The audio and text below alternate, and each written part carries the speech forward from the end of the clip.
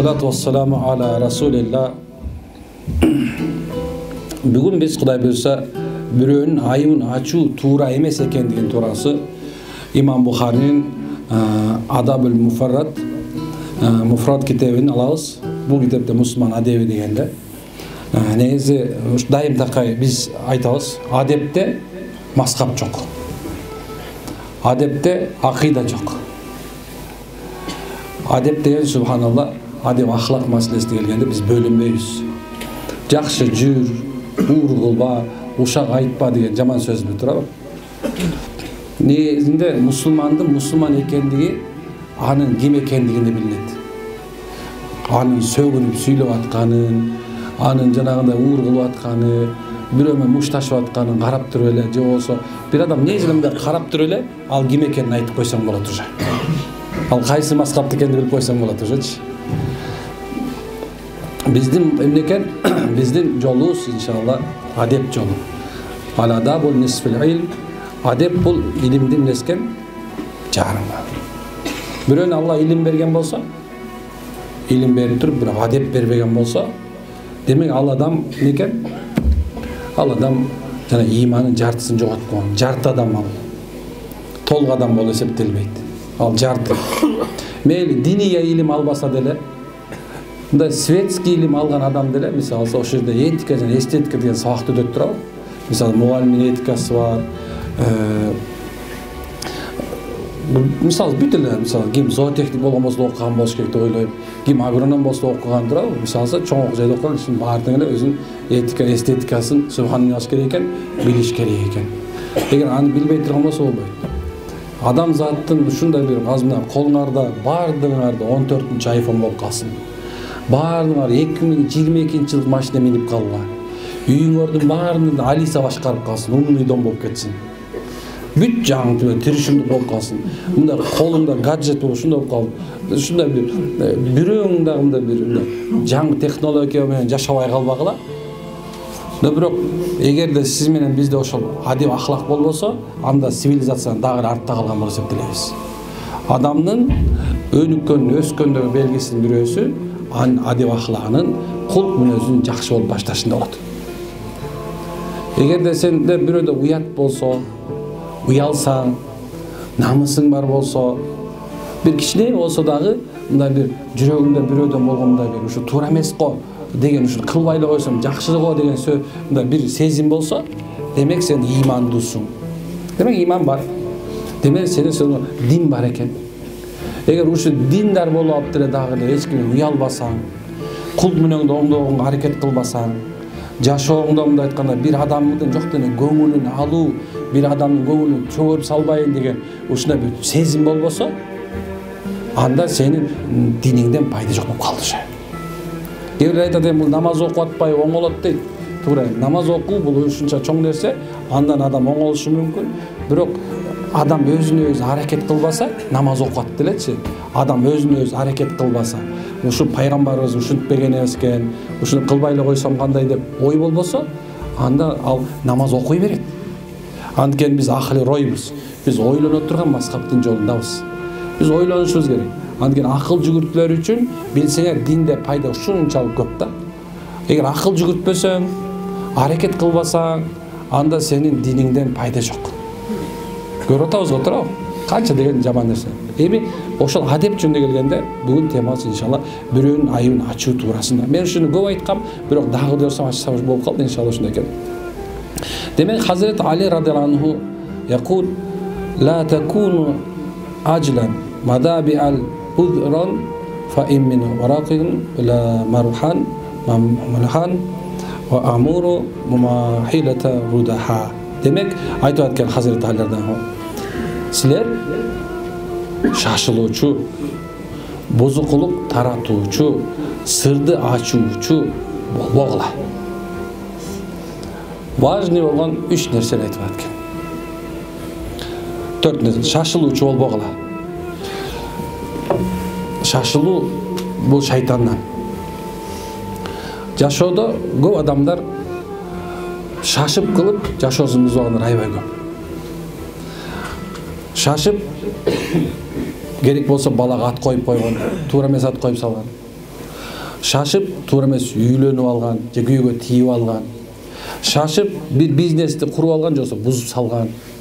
Шашып ошо шашылыштын аркасында ушунча көп жанагындай бир эмелер бар. Кайгы, капа. Шашылуу негизи өзү мусулманга тиешеси жок нерсе. Бизде бир сөз бар да, Кудай каалаган күнү бүтөт. Кудай каалаган бүтөр. Биз аракет кылабыз анан Кудайга чыдайбыз негизичи. Шашылбайбыз эч качан. Мисалы бирөө шашылды, үйлөнүп алды. Эми батыл экен да Кудай таала ушундай, кыргыздар ушундай го, жанагындай биринчи качан үйлөнөсүң боло берет. Анан үйлөнөр заты эмдиги жылы бешик тойго келели дейт го, сразу элечи. Бешик тойго келели деп айтпай койбойт дайымачы. Дайыма бешик тойго келели деп айтат. Эмне үчүн антип айтат десең, анткени жакшы ниет жарымырыз туура. Бирок ошондой болсо дагы ошол шашылуунун аркасында үйлөнүп алды дагы, анан кийин батыл балалуу болуп калды. Эми баардыгын кыз керинде баары жакшы, жаман катын кайдан чыгат деп үйлөнгөндөн кийин анан кийин боягы башында айтып аткандай мүнөз жанакы нерселердин баардыгы тең эмне экен, мынтип жана роза гүлүндөй ачылып берет да. Мындай айтканда истинный лицо сочилат любой ишин. Үйлөнгөндө аялды жаман жөнүндө айткан жок. Мына Алке субханалла ошо кыз дагы күйөөгө шашылып тийип алган дагы, анан ал тийгенден кийин эле сон намазкан экен, жакшы сакалын коюп алган, тим эле 3 күндүк даватка чыгып койгон, анан кийин эле үйлөнө келсе эле, тие келсе эле, бир 10 күндөн кийин баягы чыгып калган да ошочу, ким экени. Достор келип эле, үйлөндүңбү, аялыңан коркуп калдыңбы, эшикке чыкпай калдыңбы эле, жок, коркпойм деп эле сыртка чыга калып эле, эмне экен, эмне аялыңан коркуп ичпей атасың деп ичип алат да. Болду. Бир эле сөз жетип калат да. Ким экенин билбей билет. Демек ошо адам, биз эркек болсун, аял болсун, мейли үйлөнүш маселеси отурган болсо, караш керек экен кимге каршы үйлөнүп атканынчы, ким экенин караш керек. Кээ бирде ушундай жылтырап турушу мүмкүн, экен бар жагы болсо туура эмес болуп калат. Демек эч бир нерсе шашылбаганга аракет кылыш керек.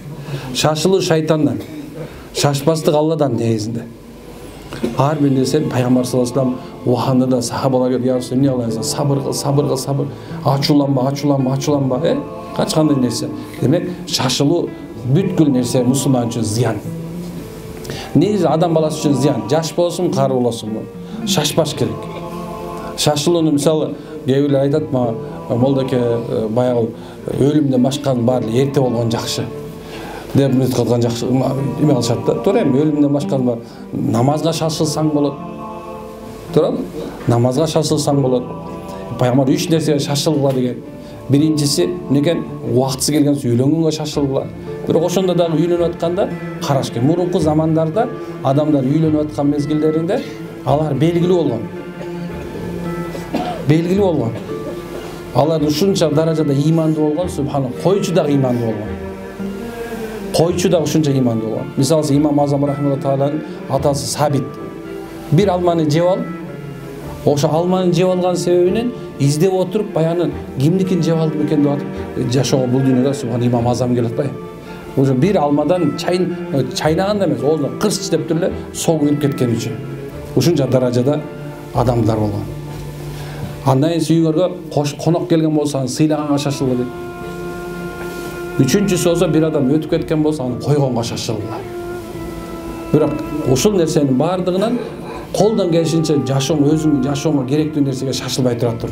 Ойлон жакшылап, кара, сураштыр. Анан кийин ар жагын кыла турган болсоң, такыр кейбей турган болосуң. Экинчиси бузукулукту таратуучу болбош керек. Бузукучулук мына моундан башталып калды азыр. Телефон. Баардыгы тең некен азыр бир нерсе болсо тарта турган болду. Мен бул жерге келгенде айтып берем, тартпагыла, кереги жок. Тартпагыла, кереги жок. Бул жерде киши кандай келди, бир адамдын аброюна шек келтирүү ушунча чоң.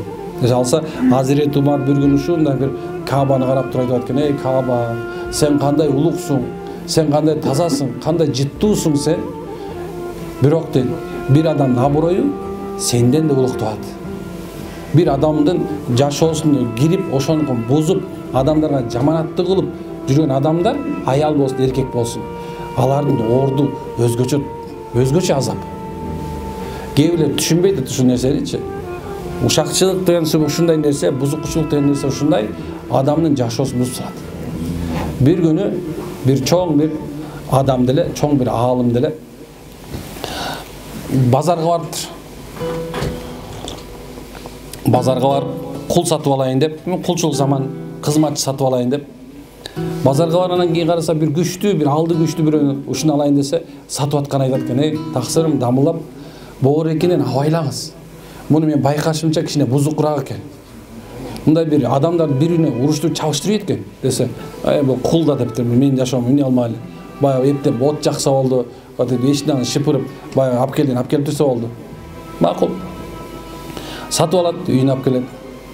Ana bir neçe vakt жақсы жүрөт, bir günü bayağı buzukçuluğun başlaptır. Koca ekesinin janına kelip aytkan, koca eke. Men baykaşımça kojoyundun сүйлөп атканына караганда чөйдө башка аял алганда окшойт дагы. Деткен баягы өзүчө да, өзүчө бир проблема да билесиңер да тура, субханалла. Ушундай чоң нерсе, ушундай чоң нерсе. Экинчи аялыңыз де эмне кылам деп, бирок дейт, мен бир эмем бар дейт. Боякта бир баш айланткыч бар. Ошуда бир кожоюндун бир тал сакалын алып келип берсең, мен ошону кесейин дагы, аны кесип берсеңиз мен апарып туруп, ошо окутуп келип берем башынан энд комузга. Аны кандай алып оңой эле түн ичинде ошо уктап жатарын алды, мага кесип алыңыз дейт. Анан ошондо кайра кожоюна келип айтат экен. Кожоюн дейт. Бүгүн дейт, абайлабасаңыз, кожо экем эмнегедир сизди бүгүн угушумча бүгүн түн өлтүрөм дегендей кылып атат дептир. Баягы түн ичинде ментип ойлонуп экен. Баягы шек санап калат экен. Бир мезгилде ментип ойгон ментип турса, баягы кайчын алып моюнуна келет дейт. Şartın şumşuk sen meni öldüreyim diye gelip özünün bayağı emesi menen bayağı ayaldı sayıp sap öldürsün. Bayağı bozuk kul jön turbaptır da çurkagan boyunca ayaldın kayın emesine vardı 4 gününe. Kojoyun sizlerin ayalını öldürüp saldı.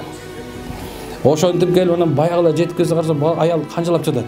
Öldürdü, men öldürgende jok ukpayt eкен, баягы öldürüp salıştı.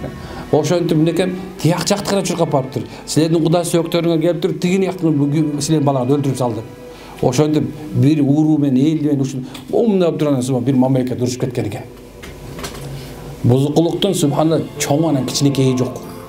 Бузукулуктун кичинекейи да бузукчулук, чоңу да бузукчулук болуп эсептелет. Мисалы, эң эле жөнөкөй нерсе мына баягы чөрөк бир эже аял менен ажырашып, күйөөсү менен ажырашып кетти. Эчтеке болбогон нерсе. Жолдон мен сенин күйөөңдү bir ayalды колун кармап кетип баратканын көрүп калдым дептир. Бүт. Эмнекен бир эле колун кармап койдум деп, колун кармап кетип барат. Анан сөздөн сөз чыкты. Анан ал жөн эле мындай еще сокур аял экен дейт. Сокур аялды жолдон ар жака өткөзүп коеюн дегем дейт да. Көзү жок, мындай жынанды кетпеген аял экен. Ошонун жолун өткөзүп койсо, жолдон Аламедин базарынан жанак бар го жанакы жерде. Мен өткөзүп коеюн деп, ар өткөзгөндө көрүп калган сенин күйөөңдөн ушуна бир аял кет. Жөн эмес да, колун кармап ушундай кысып алыптыр демеле деп айтканда. Ошентип субхан бири биле ажырап кетти. Мисалы, бир дамыл айтат, субханалла, бирөө эле сиз мени жамандапсыз деп ушундай айтып аткан. Аны ойлонуп аткан, таксыр кое тургандан кийин телефондо айтып аткан, таксыр ким айтты сизге десе, жок, мен угуп атам. Десе, кой анда мындай кылалы. Шарият боюнча бирөө силерге бир бузуку, фасык, жаман нерсе билген болсо, жаман чыгып келген болсо, жаман сөз жеткерген болсо, аны экөөнүн тастыктамайын дейт да, чечим чыгарбагыла дейт да. Биз бир эме кылалы. Чечишели дегенде баягы өзгөрүп кетти дейт кайрычы. Көрдүк кандай нерсе. Кээ бир адамдар ушундай да билбей эле, эчтеке кылып этпей эле, мындай тастыктабай эле адамдарды жамандап салат, же болбосо бирөөнү ушундай бузуп салат. Канча үй бүлөлөрдү билем, субханалла. Мына баягыда бир жеңе келди, ыйлайт. 3 баласы бар. Кайненеси менен келишпей туруп, катуу бир уруш болуп кеткен да. Эмне уруш болду деген болсо, анын эмеси бир аял келип эле кайненесине, бул келин сени сыйлабайт. Сен жөнүндө жаман сөз айтып жүрөт деп көчөдө айткан. Болду. Аял келгенде келинин сазайын берген, газын берген, эмне айтканда бүттү мына бири биле ажырашып кетти. Бала байкуш эмне кылат? Бизде эркектер ушундайбыз да, дайыма энебизди угабыз. Ушундай бир энебизди угабыз да. Ошонун себебин алды, тур кет энемди сыйлап алгандан кийин сен эмне үчүн кыйгансың? Баласын уруп ойнобойт да. 3 бала жетим калды. Бир эркек үй бүлөдөн бузулду. Бир эле жөнөкөй нерсе. Эми кээ бирлер бар. Мен дайым айтам ушул нерсени. Кээ бир кайненелер бар. Ушундай бир неме экен, мынекен ушундай бир күйөө баласын ийгит кадар көрөт. Дайыма ал жөнүндө ушундай бир жаман нерселерди айтат. Бир такрыма кээ бирлер ушундай өзүнүн келинин жаман көрөт. Бирок бул не повод да турабы? Субханалла, жашоону бузуп салыштын. Демек бузукучулук деген сөз, бузгунчулук деген сөз, бул жерде ушундай бузукулук таратуучу деген нерсе өзгөчө бул. Жашообузда көп нерселер кирет. Бирок кээ бир адамдар өзүнүн акылына, же болбосо бир өзүнүн бир нерсесине такап туруп, анан бир үй бүлөнү бузуп салгандар андан көп. Ушундай бардарчылык, бир айтат, сенин тиги эмеңдек тигилериңден итке минип калган эме, тигилер бай, сен экөөң неме эмессиңер. Болду. Кайдан таап келип алдың, каяктан алып келип алдың дейт дагы. Бир эле аял жөнүндө сүйлөп койгон. Бир аял сүйлөп койгон, болду, жашоо бузулду. Демек карасаң, мен башка нерсе айткан жокмун. Азыр эми интернетке чыгарып аткан нерседен бери чоң дамылаларды, ушундай бир чоң динде мээнет кылып аткандарды дагы аркасынан жамандап аткан андан көп. Мен көчөн айтам, бул азыркы мезгилде эң чоң эме бул сенсация чыгаргычтар болуп калган. Бир нерсе болсо сенсация.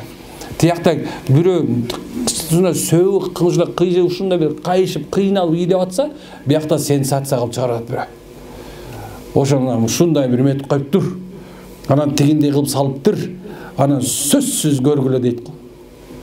Анан сөзсүз көрүп атканды көрөсүң. Эмне үчүн азыркы заманда ташбор болуп калган? Балдар дагы, аялдар дагы, эркектер баары эле ташбор болуп калган азыр. Баары сенсация көрө берген. Мындай кичинекей бетин катып коюп эле баштары жарылып кеткендер, көчөдө өлүп жаткандар, авария болгондор, жалаң ошондойлорду көрө бер. Ошолор да бузукучулук таратуучулар. Кадимки эле бузукучулук таратуучу бул. Демек ошол шариятыбызда эмнекен Али радиаллаху анху айтып аткан, силер дейт бузукучулук таратпагыла. Кичинекейин да чоңун да таратпагыла. Өзүң тастыктаган жоксуңбу, ошол нерсени билбейсиңби? Ошол нерсени такыр таратпаганга аракет кылыш керек. Мисалы бирөө көрсөттү сага, ошол нерсенин сүрөтүн көрүп атканда дагы жыйынтык чыгарбаш керек. Кара дуба кылгандардын көбүнчөсүнөн сураганда, эмне үчүн сен муну кара дуба кылып салдың дегенде, мен баландайдын ушинтип айтканын уктум деген сөздү уктум мен. Сен эмнеге окутуп чыктадың ошону дегенде, ушундай деп мага ушинтип айтып келди. Ана мен ачуум келип аны ушундай кылып салдым дегендер. Көп келет да, тооба кылгандар аябай көп келет. Устаз билбептирмин, кара дуба кылышынча күнөө экенин билбептирмин. Жашоодо ушундай бир нерсе бар экенин билбептирмин мен эмне кылсам болот? Анан сурайсың, эмне эмне салдың? Жооп ошол экен. Ушул баландай мага ушинтип айтып келген. Эмне күйөөңдү окутуп салдың? Эмне үчүн аялыңды окутуп салдың? Эмне үчүн досуңду окутуп салдың? Баардыгы тең мага бирөө ушинтип айтып келген. Бузуку да турабы? Сени жок кылган адам. Сени ушундай бир сүрөтүңдү көтөрүп алып көз ачыкта жүргөнүн көрдүм. Мынакей результат. Демек андан кийин сырды ачуучу болбогула. Сырдын өзгөчөлүгү ушул экен. Тайна. Өзүңдүн жашооңдогу эң чоң нерсенин кичинекейин да чоңун да ачпаганга аракет кылыш керек. Сыр ушундай нерсе. Сенде катылып турса, сенин кулуң, ачылып кетсе, сен сырдын кулу болуп каласың. Сен жашооңдо субхана ушундай нерсе, Пайгамбар саллаллаху алейхи ва саллям эрде аял кечинде болуп эртең менен айтпасын дейт. Хасан Басри рахматуллаху тааля эң жакшы бай боло турган, жашоосу оңолгусу келген адам эки нерсе кылбасын дейт. Ошонун бирөөсү бүгүн эмне кылып аткан, аны эртең эмне кыларын эч ким айтпасын деген. Бизнес идеяңдын баарын, жашооңдо эртең эмне кылсам деп атасың, ошону бирөөнө да айтпаш керек.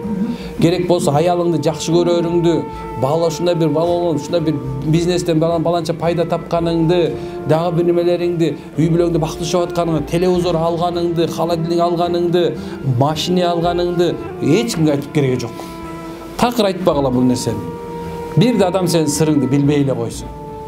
Үйүңдүн ичине эмне келип атат, кандай десе, бүттү субхан. Шариятыбыз ошончо ушундай да, эшиктин алдына келип турасың. Сен жөн эле үйгө киргизе бербейт. Ой, кел, чай ич деген нерсе ал. Болбойт ал. Ассаламу алейкум арабзан. Кээ бирлер ой, мындай нан ости деген сөз, мындай бир нанды алып кел, алдыңа нанды бер. ошо остип чыксын, кур кетип калбасын. Ушундай эле нерсе. Бияка кошунан үйгө барсаң, эшиктин алдынан ары киргенге акың жок. Акың жок аяктан ары киргенге. Эмне үчүн ал кайдан билесиң эмне болуп атканын? Ошон үчүн бийик дуалдар салынат. Жашооң субханалла эме болуш үчүн. Бир сахаба пайгамбарга ыйлап келди, "О я Расулалла, мен такыр кедейчиликтен кул эмете албай койдум." Десе, пайгамбар сен дуал кур деп атат. Дуал жаса. Баягы дуал жасады. Бир нече убакыттан пайгамбар өзү сурап аткан, "Жашоо кандай болуп калса?" "Я Расулалла, жашоо оңолду" дейт. "Кудайга шүгүр" дейт. Көрдүңбү кандай нерсе? Сенин ашкер болуп турган болсо, эч качан болбойт. Ошо себептен жанакындай бир өзүңөрдүн жашооңордо кээ бирлер салат жасап атса деле кое берет де, статустун көрөсүң, бүт Instagram биременен бардыгындачы. Бүт ушундай бир көлдөй салып жүрөт, тияктей салып жүрөт, машинесинин жанында түшөт деген ушундай бир бактылуу эле көрсөтө берет да. Анан кийин андай нерсе канча кишиде жок. Мен көп жанагындай боюнда бар аялдарга айтам. Балдарыңар азыртана ДЦП болуп, жанагындай төрөлүп атканда жана аутист болуп калышын каалабасаңар, анда балдарыңар курсагыңда жүргөндө ошону тартпа. Шариатта эмне үчүн кенен кийсин дейт. Мындай эми айла жок, кенен кийгизе албай калдык. Көп аялдардын бар эркектин шымын, эркектикин кийип алды го. Бул деген ушундай чоң нерсе. Азыркы заманда баласыздык деген ушундай чоң бир ушундай бир көйгөйгө келгенбиз биз. Бала таппагандар абдан көп. Эркекти аялда. Бөтөнчө аялдарда эркектин гормондору көбөйүп кеткен. Алымдар айтат, эмне үчүн пайгамбар саллаллаху алейхи вассалам эркекке окшошуп жүргөн аялды, аялга окшоп жүргөн эркекти каргыш калган. Анткени себеп бул чоң нерсе экен деп көрсөтчү. Аял кийси кимге окшошуп жүргөн болсо, ошонун гормону көбөйүп кетет экен. Эркек окшошуп жүрүп атышат, эркектин гормону көбөйүп кеткен дагы ошо менен көпчүлүктөр балалуу болуп аткан андан көп. Биздин заманда ушундай нерсе аябай көйгөй бул. Эми караңыз, ошол субханалла, ошол жана ичимде эмне үчүн кененирээк кийди? Жок дегенде жана балалуу болуп турган боюнуңда болгон кезде кененирээк кийген. Анткени балалуу болбогон абдан көп. Сенин курсагыңды көрүп алып, ушундай бир мечтать эткен аял көп. Акчаларын чыгарып алып, мына заработали деп, монда акчаларды 1000 сом, 5000 сом, бир миллион доллар өткөнсү бир 20 000 сом деле көрсөтүп берет го кийбирлерчи. Эми ушунча даражада субханалла, эмнекен болбойт андай нерсе. Катылыш керек бул, жашырылыш керек. Эч качан субханалла эч кимге айтпаш керек. Ушундай нерсе керек болсо, жанагындай жарыя кылбаганга аракет кылыш керек. Бүт нерсе сыр болгон жакшы болот. Кийип аткан кийимиңен бери. Анткени ал сеники. Ошо сени бирөө жакшылыкка жыргап атат, бирөө болсо ошо жакшылыкка жетпей жүрөт. Кээ бирлер бар эми көрүп атабыз. Мен үй алдым десе, канчасы үй алган эмес. Анан кийин айтат, молдоке дейт, ушу үйгө киргенден бери жыргабай койдум. Ушул аялды алгандан бери жыргабай койдум. Ушу күйгө тийгенден бери жыргабай койдум. Ушу балам карал жолтой болуп калды окшойт. Ушу төрөлгөндөн бери артка кеттик. Бүттүлү безин. Ал жерде баланын дагы, үйдүн дагы, машиненин дагы эч кандай тиешеси жок, аялдын да тиешеси жок. Эмне үчүн дегенде, сен ошонун бардыгын тең уже давно канча көзгө тийгиздирип салгансың. Ушундай нерсе тура окса калгандай дес. Илгери бар эле ушул нерсе? Жок эле.